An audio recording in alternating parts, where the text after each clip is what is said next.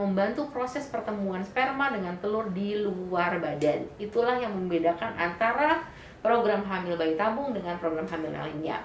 Biasanya itu memakan waktu hanya 2 minggu. 2 minggu akan selesai. Setelah 3-5 hari kemudian akan tahu embrionya berkembang atau tidak dan bisa dimasukkan atau tidak. Halo sahabat Nova, saya dengan Dr. Cynthia Agnes Susanto, spesialis obstetri dan ginekologi dari Pusat Fertilitas Bocah Indonesia. Pada kesempatan sekarang saya ingin membahas mengenai program kehamilan dengan cara bayi tabung ya.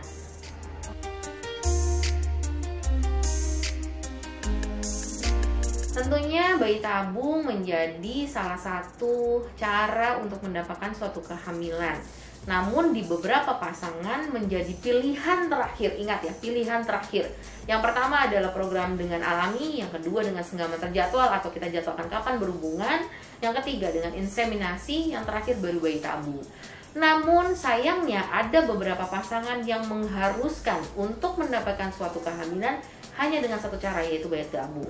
Biasanya terjadi apabila pada perempuannya saluran telurnya salah satu tertutup ataupun keduanya itu menjadi syarat yang mutlak, jadi keduanya tertutup.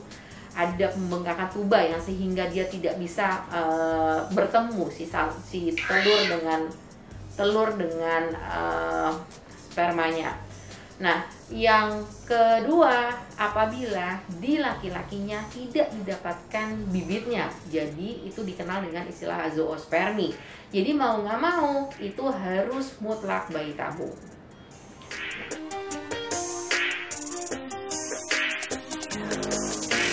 Dan prosesnya sendiri, kita biasanya screening dulu apakah pasien tersebut harus melakukan bayi tabung atau tidak. Apabila iya, kita akan melakukan USG di hari kedua mens, dilihat hormonnya. Apabila semuanya oke, akan dilakukan penyuntikan hormon-hormon. Penyuntikan biasanya akan terjadi selama 9 sampai dengan 12 hari, bisa sampai 15 hari. Paling cepat biasanya 7-8 hari.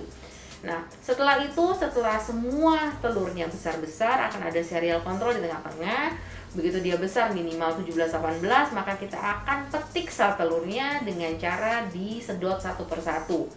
Apabila telur-telur itu sudah diambil, maka kita akan jadikan satu dengan sperma dan terjadi di lab.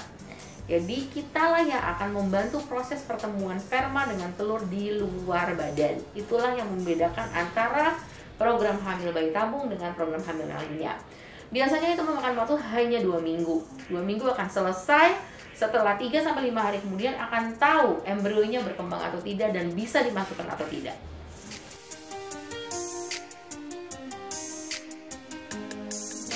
Persiapannya yang pasti untuk cara bayi tabung, pastikan dulu ada masalahnya di mana. Istrinya tetap harus diperiksa. USG, apakah nanti akan ada pemeriksaan hormon-hormon, darah, dan juga HSG perlu atau tidaknya, gitu ya, atau juga histeroskopi. Histeroskopi ataupun yang kita masukkan kamera ke dalam rahim bertujuan untuk menyiapkan rumahnya agar rumahnya siap dalam menerima embrionya, gitu. Dan kalau laki-laki, periksalah sperma baik kuantitas dan juga kualitas. Jadi dengan cara sperma analisa biasa dan juga DNA fragmentasi. Kita untuk lihat itu, kalau misalkan ada masalah, kita perbaiki dulu dari kedua sisi baru maju bayi tabung. Itulah mengenai proses dan cara-cara bayi tabung yang sudah dibahas. Kalau misalkan teman-teman sahabat Nova memiliki pertanyaan ataupun ingin konsultasi, silakan datang ke Pusat Fertilitas Bocah Indonesia.